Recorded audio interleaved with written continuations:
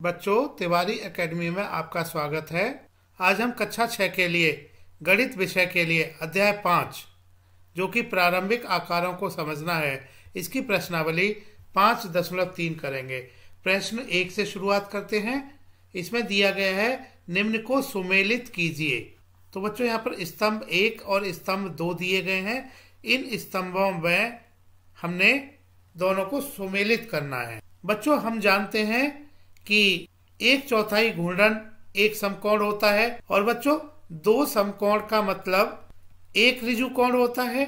और बच्चों न्यून कोण का मतलब एक समकोण से कम और अधिक कोण का मतलब एक समकोण से अधिक।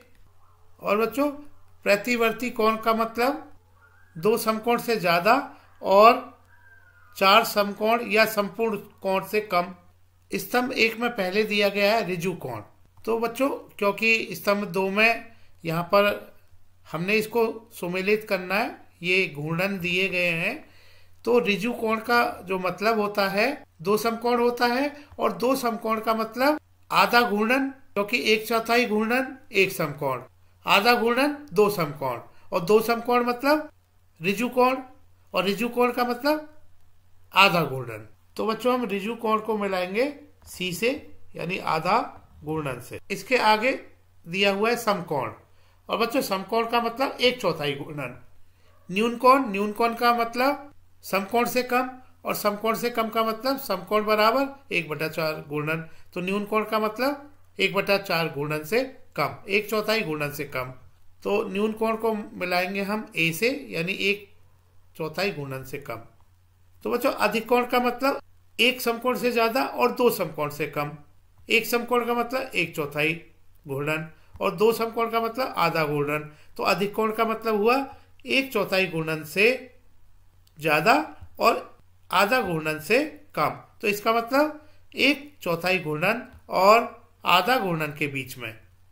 तो अधिक कोण का मिलान ई से करेंगे 1/4 घूर्णन और आधा घूर्णन के बीच में। अंत में दिया हुआ है प्रतिवर्ती कोण। बच्चों प्रतिवर्ती कोण 2 समकोण से अधिक और संपूर्ण कोण से कम होता है। 2 समकोण का मतलब आधा घूर्णन, तो आधा घूर्णन से अधिक, संपूर्ण कोण से कम का मतलब संपूर्ण घूर्णन से कम। तो प्रतिवर्ती कोण का मिलान भाग बी से होगा, आधा घूर्णन से अधिक। तो प्रश्न का उत्तर यह होगा, 1 का मिलान हम सी के साथ करेंगे, 2 का मिलान हम डी के साथ करेंगे, 3 का मिलान ए के साथ करेंगे, 4 का मिलान ई से करेंगे और 5 का मिलान बी से करेंगे। प्रश्न 2, निम्न में से प्रत्येक कोण को समकोण, ऋजु कोण, न्यून कोण, अधिक कोण या प्रतिवर्ती कोण के रूप में वर्गीकृत कीजिए। बच्चों समकोण का मतलब 90 डिग्री होता है और ऋजु कोण का मतलब 2 समकोण से, या हम इसको 180 अंश या डिग्री से कह सकते हैं। न्यून कोण का मतलब 90 डिग्री से कम, और अधिक कोण का मतलब 90 डिग्री से ज्यादा लेकिन ऋजु कोण से कम, 180 डिग्री से कम। प्रतिवर्ती कोण का मतलब 2 समकोण से ज्यादा, 180 से ज्यादा, और 4 समकोण से कम, 360 डिग्री से कम। या हम कह सकते हैं ऋजु कोण का मतलब 2 समकोण, न्यून कोण का मतलब 1 समकोण से कम, अधिक कोण का मतलब 1 समकोण से ज्यादा, 2 समकोण से कम। प्रतिवर्ती कोण का मतलब 2 समकोण से ज्यादा, 4 समकोण से कम। अब बच्चों भाग ए में जो आकृति दी गई है, इसमें अगर हम इस कोण को नापते हैं तो ये 90 डिग्री से कम आता है, और वैसे भी देखने से हम कह सकते हैं कि यह एक समकोण से कम है, तो इसको हम न्यून कोण कहेंगे। भाग बी में दी गई आकृति को हम देख पा रहे हैं कि ये 90 डिग्री से ज्यादा है, एक समकोण से ज्यादा है, तो इसको हम अधिक कोण कहेंगे। भाग सी में हम देख पा रहे हैं कि यह एक समकोण है, तो भाग सी का उत्तर एक समकोण होगा या समकोण होगा, यह कोण समकोण होगा। भाग डी में हम देख रहे हैं कि दिखाया गया कोण प्रतिवर्ती कोण है।